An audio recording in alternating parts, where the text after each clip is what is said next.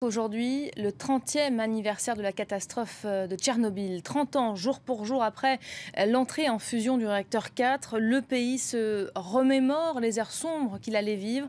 Des millions de particules radioactives rejetées dans l'atmosphère, l'évacuation de dizaines de milliers d'habitants de la région, mais aussi l'entrée en scène, on s'en souvient, de centaines de liquidateurs, ces volontaires envoyés sur le site pour limiter les conséquences sanitaires. On va retrouver tout de suite en direct de l'ancienne centrale notre correspondant Gulliver Krag. Bonjour Gulliver.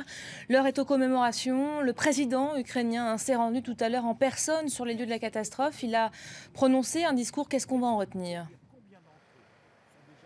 Alors le président Poroshenko a fait un discours assez particulier. Il a beaucoup parlé de l'agression russe contre l'Ukraine et il a avancé la thèse comme quoi s'il n'y avait pas eu l'accident de Tchernobyl, alors il y aurait eu moins d'atomophobie dans le monde et il y aurait peut-être eu moins de pression sur l'Ukraine à abandonner son arsenal nucléaire au début des années 90 et que donc si l'Ukraine avait encore eu l'arme nucléaire, alors elle n'aurait peut-être pas subi l'agression russe aujourd'hui.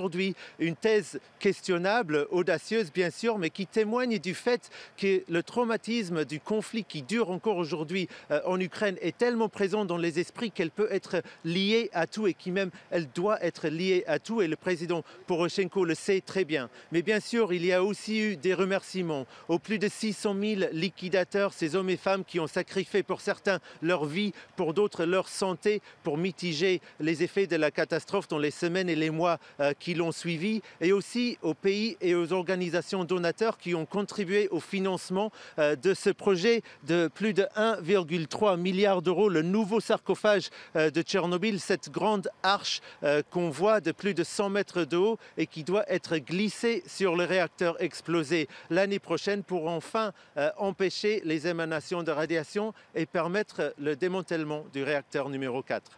Gulliver, pour couvrir cet anniversaire, vous avez arpenté ces derniers jours la région, les zones touchées par l'incident.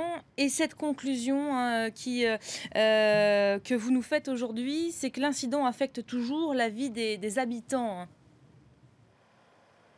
Certainement, mais en fait, ce qui frappe le plus dans ces régions, c'est combien il y a d'incertitudes. On rencontre des gens qui plaisantent quand on leur pose des questions sur la radiation, qui disent non, non, ça ne nous affecte pas. Mais la plupart des gens, quand on leur parle un peu plus longuement, ont tous un problème de santé qu'ils soupçonnent pourrait être lié à la radiation, mais en fait, ils ne savent pas. Il y a des chercheurs qui argumentent qu'il y a des effets de radiation qu'on voit très bien, notamment le docteur biélorusse en exil, Yuri Bandajevski, qui maintenant travaille en Ukraine, dans la ville d'Ivankiv, non loin d'ici, et qui constate une augmentation inquiétante, selon lui, de problèmes cardiaques chez les jeunes. Lui, il pense qu'une zone beaucoup plus vaste aurait dû être évacuée. Mais la plupart des scientifiques, ces chercheurs, disent qu'il est impossible de prouver le lien entre la radiation et le déclin de santé parce qu'il y a eu beaucoup d'autres facteurs et il y a un déclin de santé généralement depuis la fin des années 80 dans la région, mais pas uniquement aux côtés de Tchernobyl, mais en Ukraine et en Biélorussie en général. Là où tout le monde s'accorde, c'est à dire qu'il n'y a pas eu assez de recherche de fait.